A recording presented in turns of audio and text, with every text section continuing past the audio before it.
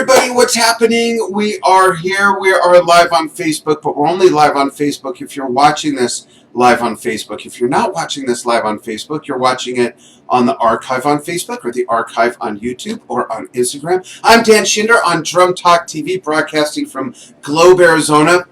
Where the hell is that? It's 100 miles east of Phoenix on the 60 highway. In fact, our place is right on the 60 highway in Arizona. And our guest today is a Drum Talk TV content contributor, JoKin Drums, that is, broadcasting, coming to us all the way from St. John's, Michigan. Welcome, John. How are you? Good. I wish I were in St. John's. I'm in St. Joseph, Michigan. Oh, wow.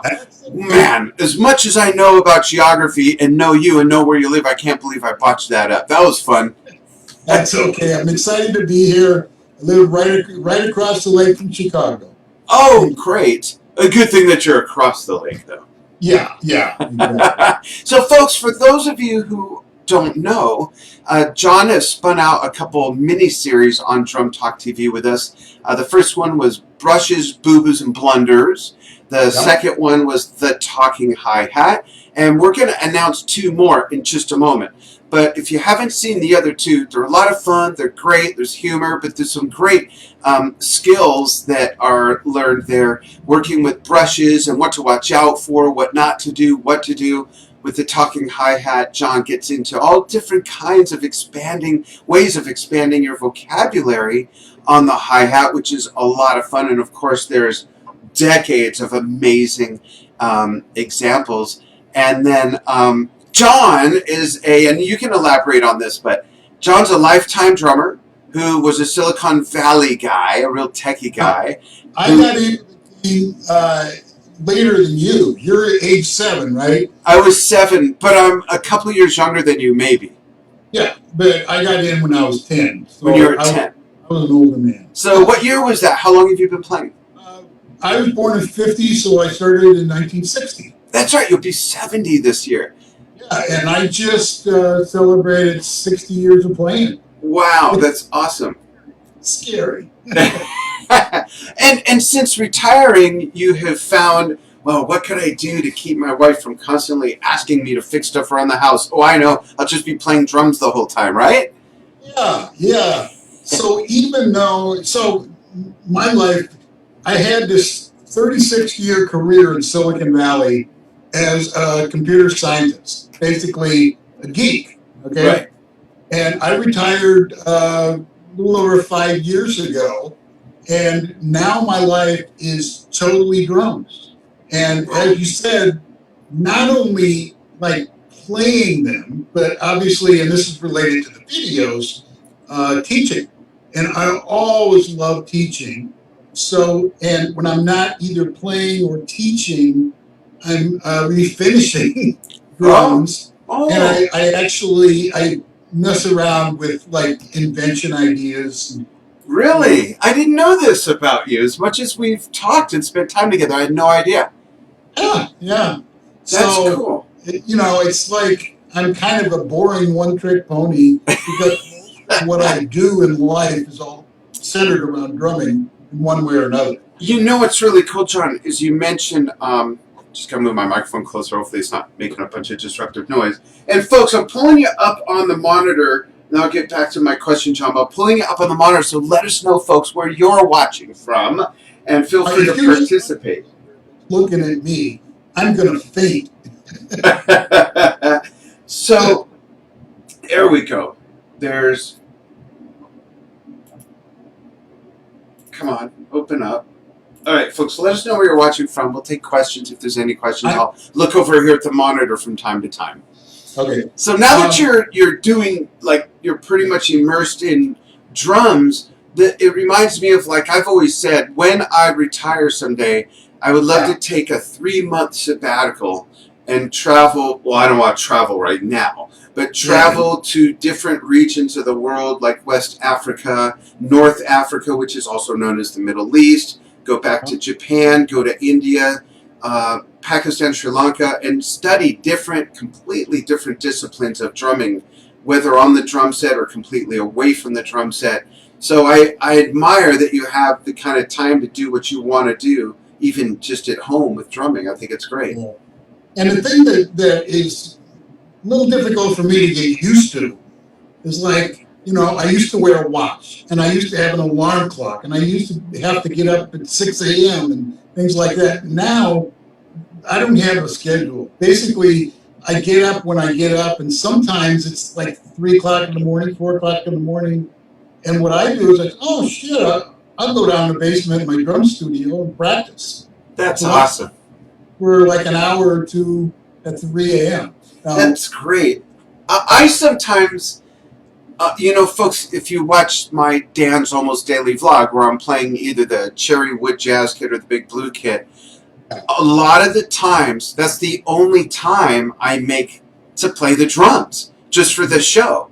But there are some times where late at night, and I mean late at night, midnight, 1 in the morning, I'll get a wild hair to where I just want to play and play for fun and not worry about concentrating on the show and remembering what I'm going to talk about, which I love. I love interacting with you folks on the show, and then just go down and blast some music that everyone else is probably tired of me playing on the show. and it's a lot of fun, but I feel like I've been playing 50 years, and I know I should be a lot better, but it's because it's been a very, very long time since I've taken time to quote unquote work on my playing. But that's kind of what you're doing now, right? You're re-exploring that life. Exactly. And I'm the same way. I look at this and I say, 60 years, holy crap, I should be really, really good. So as a result, some of my playing, and this is interesting because you don't really start to have a grasp of how you play until you start to see yourself and hear yourself, on the video. That's true. When I replay, I'll tape something for a series, and then I'll replay it, and I look at it and I just cringe. Especially, and I have to admit this, especially my left hand. Really? Oh, yeah. And that's why I was so jazzed about Kenny Aronoff yesterday. Because he's got what I refer to as a linguini left hand. He comes up here and it's just a piece of cooked spaghetti, I just admire the shit out of that. That is awesome. Yeah. That's cool. There's some things I know I don't do well, and so I'm kind of going back and teaching myself even stuff like rolls, Right. It's humbling in some ways. Yeah, and speaking of rolls, you mentioned seeing ourselves play, but you did like an interesting analyzation of my playing that I never paid attention to or realized as much as I've seen myself play, and where you pointed something out about my left hand, and then you said, and I'll announce this series, that you want to do another series on rolls, and we were trying to come up with a name. So, folks, it's called, ready? It's called Roll Another One. There you go. So, I still, when I play, I'm not conscious of what you pointed out. I don't know what I'm doing that's doing what I'm doing. Okay, that's interesting because there are two aspects of this. One is I'm at a really annoying level. I'm a focus and detail guy. Okay, that makes sense with your background too. That's how you're wired. And when I worked in Silicon Valley, I was all about user interface, computer graphics, that sort of thing. And so I was like, I don't know if everybody knows what a pixel is, but my deal is, oh, well, you have 1 pixel off in this Nokia phone display that's the size of a flea, Yeah. So I'm used to looking at details and stuff like that. In a micro level, sure. Yeah, and when I sit with Carol and we watch a movie, I just absolutely drive her nuts because I'm into the detail and the continuity. My wife and I are like that too. We catch things all the time, even on movies we've seen for 20 years, we'll watch it and go, whoa, did you see that? That was a bad cut. The guy was looking this way, and when they cut, he was looking down. We love stuff like that. Exactly. So I got to ask you, when that happens, Yeah. do you rewind? Sometimes, yeah. If one of us didn't see what the other one called out, we'll say, well, I want to see that. We'll rewind it and go, whoa, good call. Yeah, we love it. It's like a game to us. No, see what happens is Carol goes, oh, man, and she rolls her eyes. You're ruining the continuity by pointing out the lack of continuity because you're stopping the momentum of the viewing. Oh, no, there's no question. We're going to watch this again. And so that's part of it. I'm a detail guy. But, I love to teach. And when I watch you play, there are certain things that you do that, to me, to my eye, it's, wow, this is really unusual. And the one thing that I caught, and again, this is a minor detail, but it's like, oh, I'm zeroing in on that.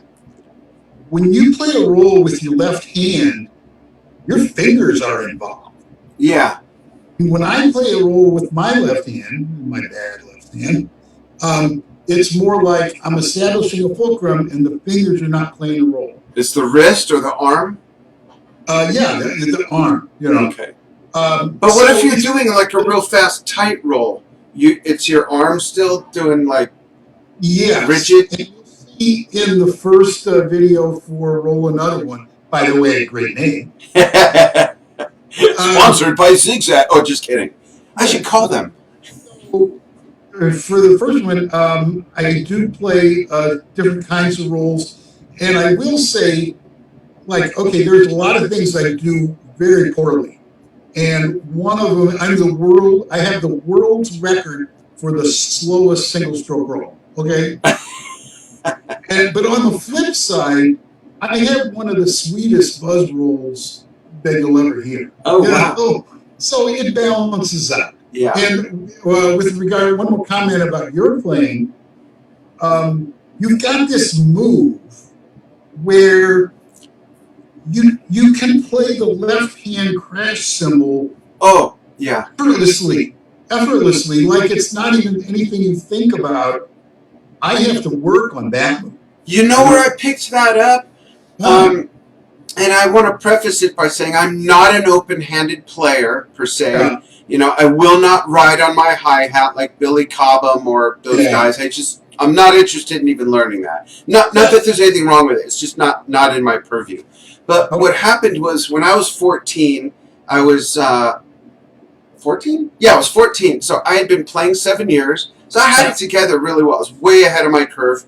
Those aren't my words. That's what I've been told my whole life. But when my dad took me to see Led Zeppelin, and I hadn't seen any live music before, other than concert band, Tuesday night jazz band I played in, stuff like that. There weren't videos that much. But when I saw John Bonham doing fills and crashing that cymbal with his left hand on that side, I was like, oh, it never occurred to me to do that. Then he did this one thing in Achilles' Last Stand where I'll do it slowly first. He goes from the snare to the cymbals on either side. He goes, daga papa, daga papa, daga papa. Oh, yeah. But it's this fast.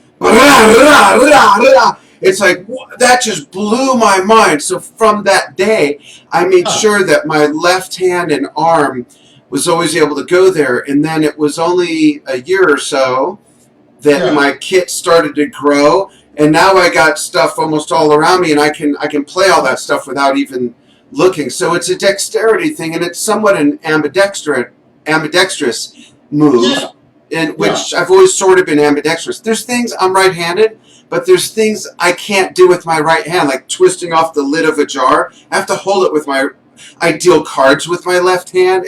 Just weird stuff. I don't get it. Same thing here. Yeah. And the thing about the grip, I want to mention this too. I'm terrible about, well, if it matters, I'm terrible about, and I'll look at comments in a moment, folks. Yeah. And because I'd like people's feedback on this as well as yours, John. Yeah. Some people say, oh, pinky, because your pinky's off the stick. sometimes my pinky's off the stick and I don't notice it. I don't care. It doesn't seem to matter. It doesn't seem like anything's missing. I've never said, man, I could do X, Y, Z better if I just had the darn discipline to keep my pinky on the stick. So I really believe some of this crap doesn't matter. Yeah. You know, oops, I bumped the desk. You know, I thought that an earthquake. Yeah. Yeah, I've kind of turned the tables because I used to be pretty much a technique snob, you know. Yeah. And then as things progressed and I matured somewhat to any degree that I have, I've become less of a snob. And, you know, I catch myself not really the fingers out, but they're kind of pushing that way, you know. Yeah. And I'm like you. It's like I want to listen to the results. And if the Yeah. results, When I think. Yeah, when I see people make rude comments on videos by drummers or even guitar players or whatever, and they say something like pinky or what's with that grip or the setup or the hair or whatever, my question is, would a blind person care? It's about the music. Yeah. I mean, if I have a choice between looking really good and sounding terrific, I'm okay with being the ugly guy. I'll never look good, so I'm going for the sounding good. Exactly. And, you know, it's kind of humbling. We talk about technique and stuff. And it's humbling, when you start to watch your own videos and your own playing, okay? Yeah. It's humbling in a really good way when I'm seeing, like on Drum Talk TV, and by the way, I'm the biggest Drum Talk TV fan in the universe. Oh, wow, thanks. T-shirt, okay? Official timekeeping freak. That's one of our shirts, folks. I've got another one. Where's the groove? Very cool. And by the way, ladies and gentlemen, I do not get a kickback. I don't even get a discount. I paid retail for this bag. Just so you know, I would have sent it to you. I had no idea. Anyway, your contest, like Hit Like a Girl contest, there's this girl that's in the 11-year-old category. She's from Taiwan. Yeah. Oh my God. I hear her and I'm thinking, well, if I live another 70 years, I may actually get close to her skill level. Exactly.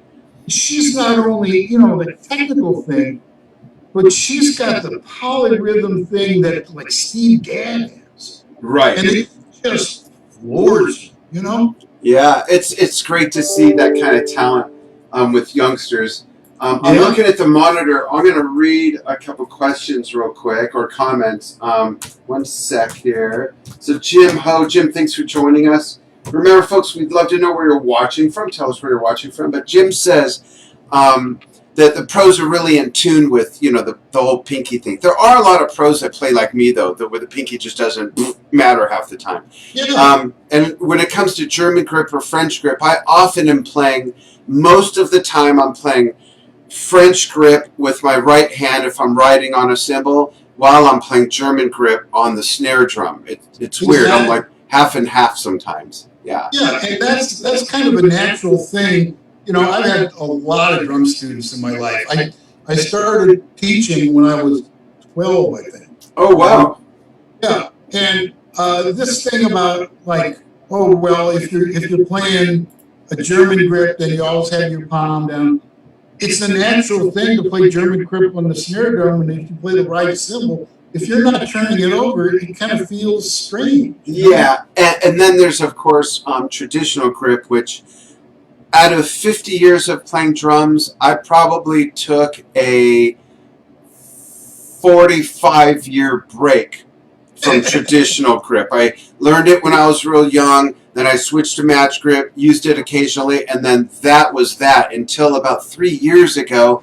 I started using traditional grip again if I play big band or swing. Other than that, I have no use for it personally and no interest in getting better at it for everything else I do. But for playing swing or jazz or big band, I will use traditional grip, and I know I need a lot of work.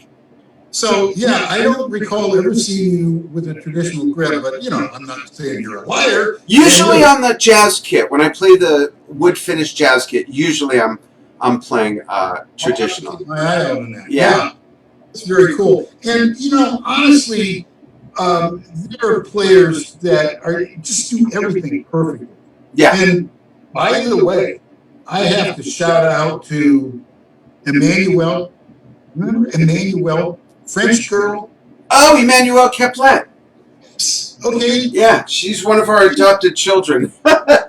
He has the most perfect technique and single stroke roll. Relaxed and fluid. And posture, that straight posture, the arch in the small of her back, perfect posture, yeah.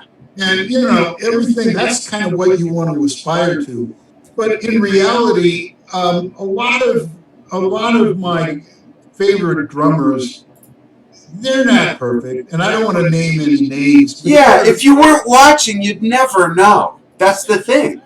Exactly. However, it's fun to watch drummers. It's just, You got the Steve Gadd thing, and by the way, Steve is probably in my top 2. And he always plays with the butt end of the stick, and it's like, oh, yeah. Who's the other one besides Steve? Oh, me. Duh. No, I'm kidding. Who else would it be? There's Dan, and then there's Billy Cobham, right? Steve, and Simon Phillips. Oh yeah, Simon's open-handed too. Open-handed playing, yeah, and he's got these wonderful videos about how to start with open-handed playing and stuff like that. Yeah. We mentioned, I want to switch to a gear topic, and folks, I would love for you to chime in on this. We mentioned posture, and I'm going to pull up a picture. I saw a post today in one of the groups I belong to, and a guy was asking for a recommendation for a throne. And the first comment I saw, someone said he just bought a rock and sock with a backrest, and it changed his life. Yeah. This is just me, folks. I'm never criticizing what I say, what's right for me. I'm never criticizing anyone else. I will never criticize a drummer. I don't understand why drummers would criticize other drummers and percussionists. But for me, I don't understand the backrest. I cannot imagine wanting to have something up against my back when I play. And part of what enters my mind is how little do you move that so much so, or so much not, that a backrest actually comes into play. To me, that's just weird. However, I commented and I recommended 3 thrones with backrest. Ready? Here's the... Oh! That's the minimalist model. That's not a drum throne. Oh, sure, if you put it in front of a set of drums. And if you want to get a little flashy, this comes in blue and green as well. However, if you're into glam and you want a throne that has a backrest, I've got the perfect throne. Oh, yeah, exactly. So what gold plated, right? Exactly. What are your thoughts? And folks, chime in. What are your thoughts on the backrest? I'd love to know. Let me make a few comments. First, the wheels. The first 2 had wheels, okay? Yeah. So you smack the bass drum really good and you're shooting backwards. That's the first thing. Secondly, more seriously, the backrest, for me, my take on it, and like you say, everybody's mileage varies, okay? Right. My take on it is that it would be more of a psychological thing. I feel that thing there, and so it's kind of maybe seems more supportive. To what degree it actually is, I don't know. I mean, it wouldn't make any difference one way or another to me. Yeah, interesting. And folks, feel free to chime in. And I don't know why. This is, I think, the first live I've done in the 4 or 5 years since we've been able to do lives where no one is chiming in with the question, where are you watching from? Which is weird. I don't know. I'm trying not to take that personally. No, it's not you. Let's talk about. Can I put in a plug for it, since the topic was drum thrones? Yeah, sure. So many, And back, I started buying equipment probably in 1962. And I got this Rogers drum throne from 1962, and it was like state of the art there. And there's no way I would even sit on it today because it's just hard and thin, And I went through the whole series of trying so many different thrones. For me, I got a, what's it called? Pork pie. Okay, I've had a pork pie throne before. Really, it's like sitting on a marshmallow. Oh my God, is it comfortable? Yeah. Yeah. That's cool. That's cool. Let's talk about, we talked a little bit about influences. Let's talk about drummers who are completely unique from most other drummers. And my first pick for that is, he just had a birthday recently, 71. Bill Bruford, to me, is, in my mind, if there's one drummer that is the most difficult to truly emulate, it's Bill Bruford. His playing is so different, not just his playing style, but his sound and his whole approach is so different from any other drummer I've heard. And of course, he was the original drummer of Yes from 1968 to 1972. He left 2 weeks before the Close to the Edge tour in December of 72. That's when Alan White joined. But his work with Yes is great. If you listen to the studio album of Close to the Edge, it just has some really interesting, and Heart of the Sunrise on Fragile. The feathering, when you talk about Left Hand, the feathering of his snare drum that's so tabletop crisp. And then fast forward to the work he did through the arc of music with King Crimson, and I gave you a recommendation before we went live. My favorite, if you put on YouTube, folks, and look for King Crimson 3 of a Perfect Pair live in Tokyo. It's on, Bill's playing's unreal. And he's got the weirdest setups. Every time he has done something, he has a different setup, and it's a completely different setup. He's had setups where there's no drums in front, they're on either side, and he's playing ambidextrous, the hi-hats in the middle, in front, on top of the bass drum. 3 of a Perfect Pair tour, he's got like, where your rack tom would be, he's got 4 octobons, and then a Simmons drum, and then a gong drum, and then it's just weird-ass setups, and I love that he's been so adventurous to constantly reinvent himself while constantly retaining his sound and just embellishing on it in different ways. So that's my vote for the most different drummer. Yeah, exactly. I'm really in admiration of anybody that can do that, to say, okay, let me kind of move the components of my drum set around. And the first time that kind of struck me is when I saw Billy Cobham, with his monster set. Yeah. I figured, okay, smallest to largest, left to right on the toms, I know how that happened, by the way. And it's like piano upside down. Inside out. Anyway, his thing is, okay, he's going to play like out to in, where, he'll have like a medium tom and then the smallest, and then the next side is here, the next one's over here. And, who's the question? So here's how that happened. I've done 2 documentaries with Bill. Okay. And he told me this. I don't remember if this was in an interview or if we were just talking. I think we were just talking, and we were standing behind his kit talking about something we were going to film that day. And I said, "What's the deal with this?" And he said, "Interesting story." So a lot of you folks around the industry might remember the late Joe Hibbs. Joe was the guy last before he passed away. While he worked there when he passed away, he was with Mapex. And before then, he was with a bunch of other big brands. I don't even remember the brand he was with when this happened, but he was helping Billy set up for a clinic. And he took a 15-inch tom out of the case, and he put it up, and he happened to put it in the wrong spot. Oh, really? And Bill looked at it and went like, "Oh, this is interesting." And then he sat down and said, well, then put the other one there. And he gave Joe all these props, and Joe said, I just put it in the wrong spot, I guess. And that's how Billy then arranged it, and he's got the little one, right? So, yeah, that's how it happened, and it ends up working perfectly with his Cool. open-handed lefty playing, but set up like a righty. Whereas you look at Ray Luzier, and Ray Luzier is an open-handed, right-handed player, Okay, Yeah. Oh, Ray plays with Korn. So, yeah, there's a lot of weird stuff out there. I am so old school that I'm very happy crossing over and hitting the hi-hat and the snare like this. To me, that feels like drumming. I can't imagine going, I don't know, that's just me, folks, just me. There's nothing wrong with anyone that does that. And for me, that's kind of been the way I do it for 99% of my drumming career. But after watching Simon Phillips, with the open-handed playing, I just said at one point, and this is like going back to baby steps. It's so humbling. Yeah.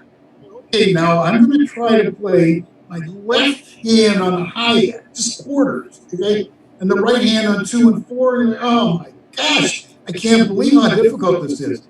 And I've done this over the last maybe 6 months, and now I can play a pretty good funk thing, sort of a la Clyde Stubblefield, Yeah.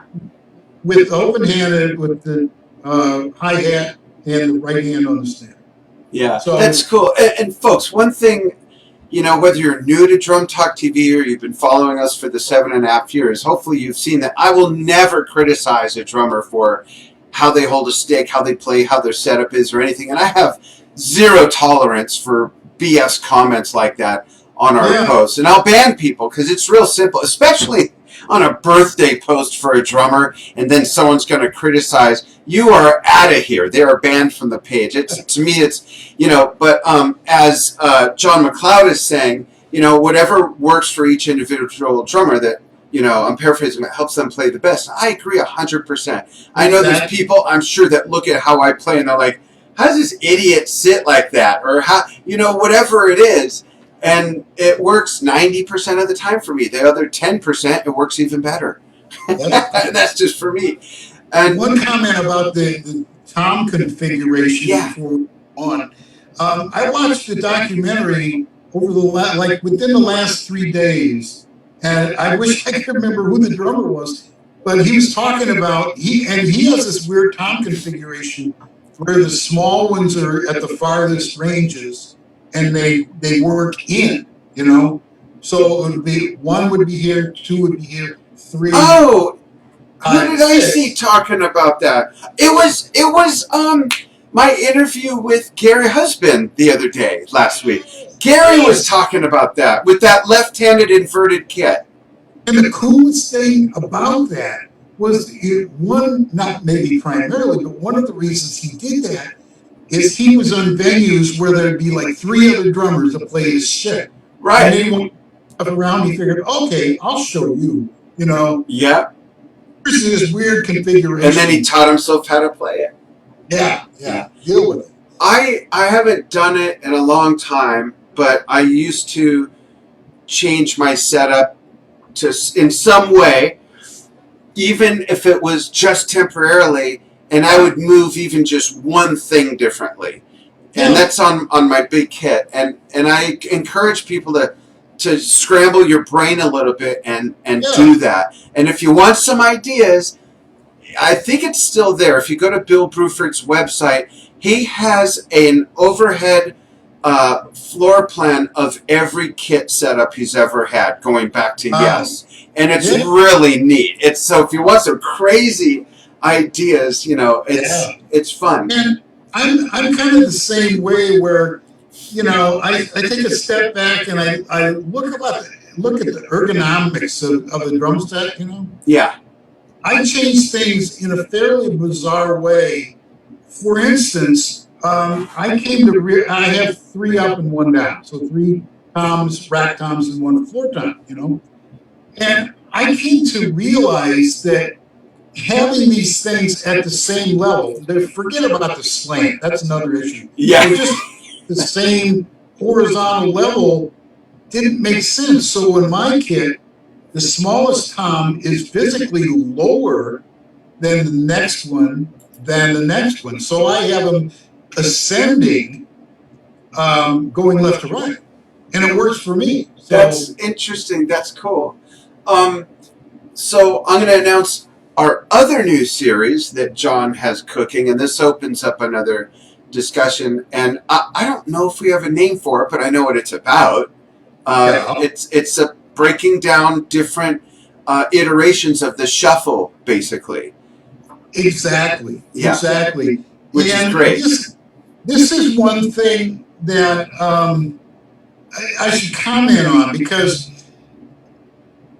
okay, and this is going to sound strange, but like, let's take an example about when I watch you play. Okay. Thanks for putting up with that nonsense, by the way. Sure. You owe me. Anyway, when I watch you play, okay, you got the monster set. Okay, you play with matched grip. You have a ton of cymbals. You have timpani, and I believe you have a gong drum. Yeah, I have a gong. Yeah. Okay. I do have a 20-inch drum that was my first bass drum, but it's not set up. It's in the cases with 3 other blue drums. I look at that situation, and this is kind of the way my mind works. I think, well, if I did a video about this, what I'm looking at, there are kind of different vectors.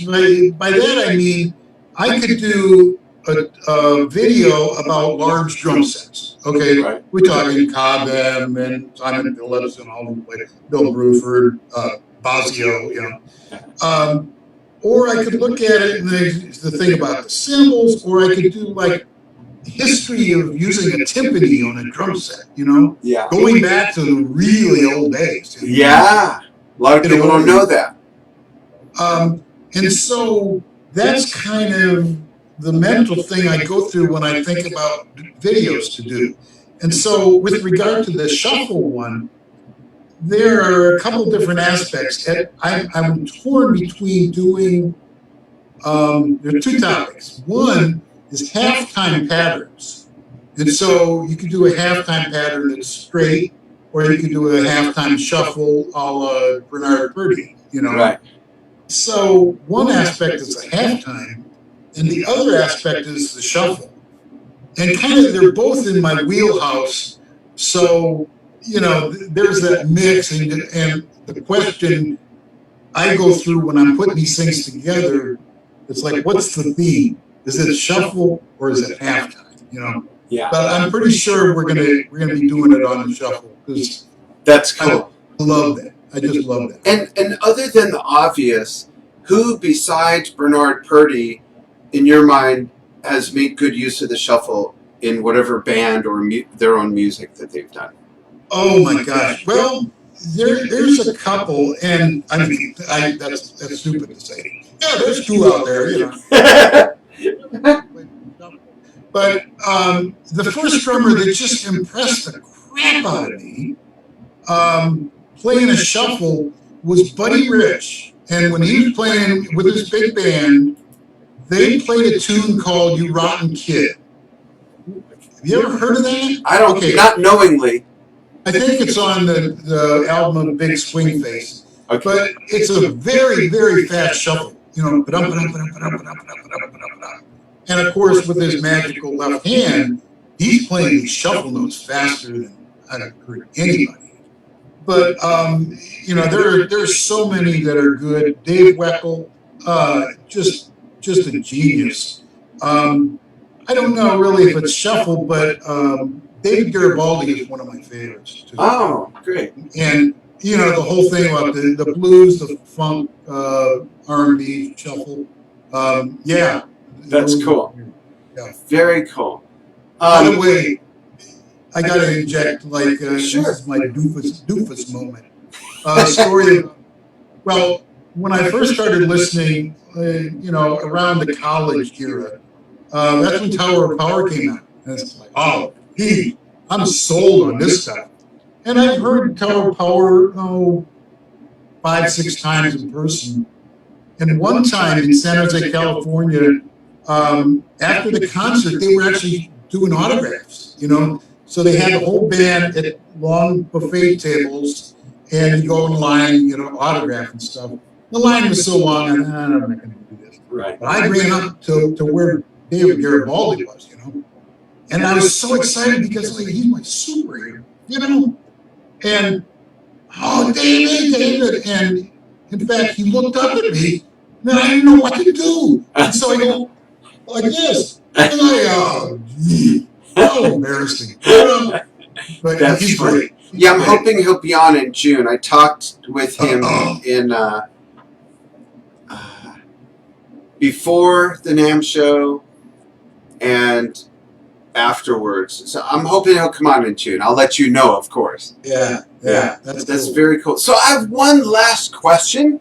This is a question. I'm going to check comments real quick. It's a question I ask every guest. And this is the Jon Kinsting JoKin Drums fun fact question. When you're not playing drums and immersed in your reborn birth of, there must be angels floating around playing harps, because it sounds like heaven. You don't need to know what time it is, set an alarm, you're just playing drums, call out some incontinuities in movies to freak your wife out. What do you like to do when you're not playing drums? Well, okay, I will assume that when you say you're not playing drums, I'm not playing drums, I'm not teaching drums, I'm not refinishing drums. Not making videos, nothing to do with music. Yeah, if we take all of that aside, I'm a big movie fan. What's your favorite genre, John? Comedy.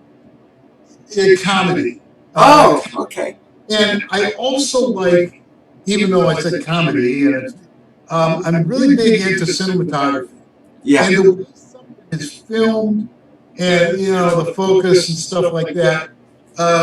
Some of that stuff is just so beautiful. So did you see the movie 1910? No, I didn't. You got to watch it. There will be no continuity screw-ups. They did an amazing job. Do you know, maybe you heard, that the entire movie is shot in one continuous shot? No. And the genius behind that is that obviously it took them more than a day to shoot it, but they did such an amazing job. It's one entire shot from beginning to end. Another movie with some similar scenes just came out. It stars the gentleman who plays Thor, and the movie is called Extraction. And there are some we're into that too. Yeah. There are some cinematographical scenes where they're following two cars where there's a car chase. And then all of a sudden the camera gets close. Now you're inside that car. Then it floats out the driver's side window. Now you're in the truck it's chased. In one it's amazing. It's really cool. It's just mind-boggling how they do that. Yeah, really cool. Yeah, so, big movie fan. I love that. And associated with that is the continuity detail thing. Yeah, that's great. Well, John, I want to thank you for taking time to join me to announce the 2 new series, Roll Another One, and the Shuffle series that we don't have a name for yet, but we'll get together on that soon. Excellent. Yeah. I get a big kick, and I really enjoy it. I should mention, too, if I have a minute here. Yeah. So before I got associated with Drum Talk TV, I was doing videos for about a year. I was inspired by guys like Beatdown Brown and David R. and those people. And so I was doing videos and, putting good effort into them. And the results were pathetic. I was on YouTube, I had a YouTube channel, and I think my most popular video got 103 hits in 2 months. And I go, oh my gosh, what's going on? And so, and this is a story to the viewers. So I just one day I said, out of desperation, in Facebook, let me send a message to Dan, because I'm familiar with your channel and everything. And I said, hey Dan, I'm trying to do this and it's just not working out for me and whatever. Is there anything you could suggest? And the rest is history. Your response was, well, this stuff sucks. I'm just kidding, folks. You were watching the kindest individual on the planet. Okay. And I appreciate what you do so much. Thank The you. bottom line is, you came back with several minor suggestions, and then you said, "Well, I like what you do. Could you put it in a series?" And the change was just revolutionary, because obviously I watch when something is deposited, like how popular is this? Yeah. And the first time I got something over 1K, it's like, wow. You know, and then I guess the most popular video got 9.6K, and I'm ashamed to say, I'm thrilled at the number, but I'm ashamed to say, God, I wish I would hit 10K. You know, It'll get there. it's like being on drugs or something. Oh, I gotta have more. So anyway, Well, we love thank what you do. It's been fun Yeah. and educational, and you make it fun, which is great. Oh, great. I'm Yeah. glad you appreciate it. Great. And folks, thank you so much for watching. Watch for the new series. If you haven't seen The Talking Hi-Hat, if you haven't seen Brushes, Boo-Boos and Blunders, just in the Facebook search bar or in YouTube, search Jon Kinsting Drum Talk TV, and all his stuff will come up. We have hashtags for those as well, but that'd probably be easiest. And once you find one, click on the hashtag in that post. It'll pull up all the others. Whoa, folks, you didn't know that's how hashtags are supposed to work, right? Interesting. And if you love our shirts, let's show our shirts again, John. Mine's Where's the Groove. John's is Mine is timekeeping free. official timekeeping free. We have 36 shirts at drumtalktv.com/shop. And don't worry, I am not sending my 19 grandkids to college on this stuff. I promise. We make like $2 or $3 a shirt. I just want to see more shirts out there on people playing drums. That would be awesome. But There thanks you for go. following what we do. We appreciate it. And John, thanks for taking time. And we will talk, I'm sure, very soon. Absolutely. Thank you so much, Dan. Thank you. Thanks, everybody. Bye-bye. Bye now.